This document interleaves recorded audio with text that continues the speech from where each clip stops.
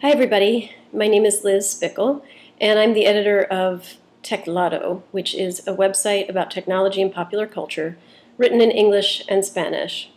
And I wanted to talk to you about something that strays a bit from that mission, though it is about an editorial that ran online. That editorial is below this video, and I pasted in the entire copy of the editorial because I think it's important that we're all on the same page, you know. So you go ahead and read that, and I'll wait, you know. Oh, hold music, sorry.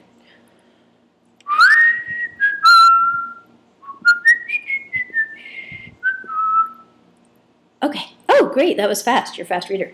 Okay, so Dan Rottenberg is the editor of the Broad Street Review. That is an arts website out of Philadelphia, Pennsylvania, that is affiliated with the University of the Arts in Philadelphia. Just full disclosure, I've known Dan pretty much since I was a teeny tot.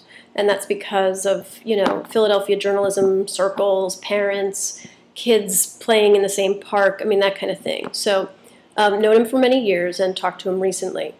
Haven't spoken to him about this particular column, which I think is really retrograde and disturbing and propagates some ideas that I think are pretty damaging to women. I thought a lot about how to respond to it and felt kind of compelled to. Dan used to be a print guy, and you know, when something is in print, it really isn't forever. I used to comfort myself with that thought as a journalist that if I wrote something I wasn't happy with, I worked at a weekly newspaper, you know, the next week I could pretend it never happened. Unfortunately, online, or maybe fortunately, everyone can hear you scream. So if you scream something that you don't feel good about, you know, you're screwed. So Dan has sort of ignited a firestorm of controversy about what he wrote. Briefly, I wanted to mention that in the 1970s, rape shield laws began to be enacted. And this means that now, what it means now is that it's inadmissible what a woman was wearing when she was raped, what her prior sexual history was.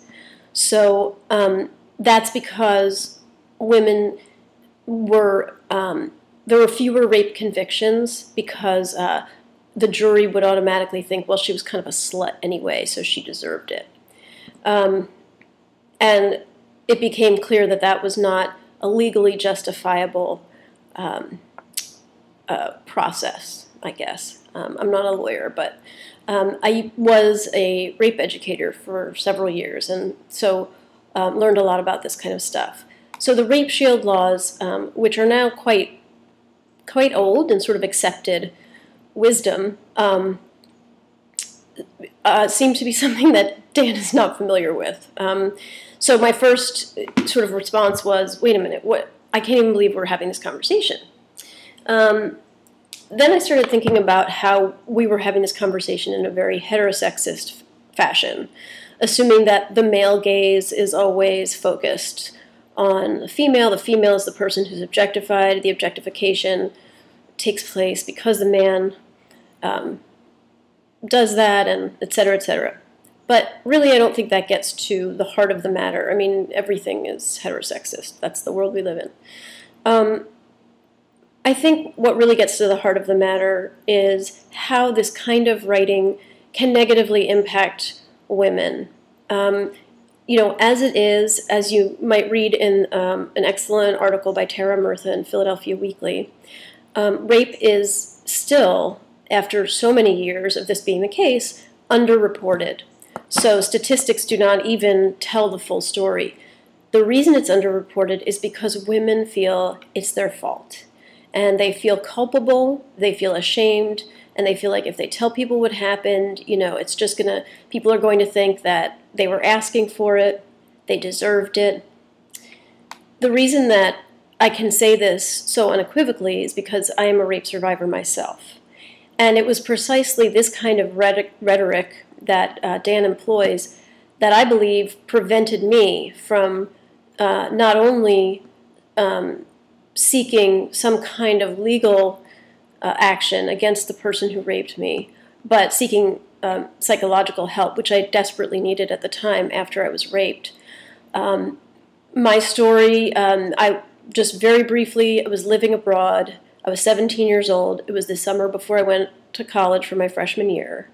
And I lived in a house, one of those, immersion programs where you live in a house with a native family. And the family, this was in the Dominican Republic, and one of the men in the household raped me. And rather than tell anyone, I thought it best that I not tell, because I thought a lot about my behavior and how my behavior was responsible for this. I had at one point gone on his motorbike, and maybe that was implying something. I had, the night that the rape occurred, I wore a skirt, which I never did there, never did. And I started, even though it was kind of a long, flowy skirt, I wouldn't say it was really tarted up, but I started to think about, maybe that was what made him do it. I started thinking that it was my fault that I hadn't explained sufficiently what American women expect or don't expect. I mean, I can't begin to tell you, even as a teenager, all of these complicated things that I thought about and thought, well, I know it. I am to blame. I made this happen somehow. I'm not sure how I made it happen. Something that I have rarely told anybody is that it happened again. And the reason that it happened again is because I continued to live in the same house with my rapist for about a month thereafter, because I couldn't tell anyone. The shame was so great, and the sense of culpability above all. This column that Dan has written suggests that women must be responsible in some way if they don't want to be victims. I would say that there are certain crimes that are not motivated by the victim's behavior.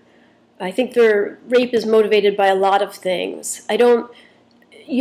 It's a crime of power. It can sometimes be a crime that is related in some way to sex, I guess, but it's not something that, sort of the average man sees a woman who's wearing shorts and just gets so inflamed that he can't stop himself from attacking her on the bus or something. I mean, and the idea that we as women need to be the ones to control ourselves in order to protect ourselves, rather than, kind of thinking that these are criminals who need to be penalized and like any other crime.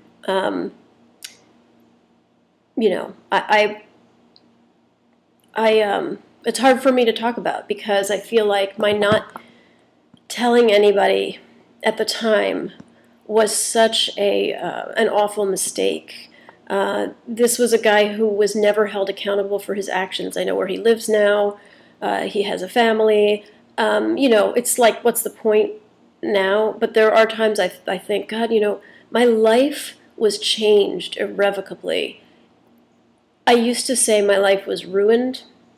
I have backed off of that. But it was pretty messed up, and got really complicated for me because of issues of mental illness. So I'm going to stop there, and I'm just going to say that I'm really concerned about the article. I want people to be thoughtful about how they engage in conversation around the article, and keep in mind that I think if women are responsible for anything, it is to tell other women, this is not your fault. This is not something you did. And I wish somebody had told me that. Thanks. See you later.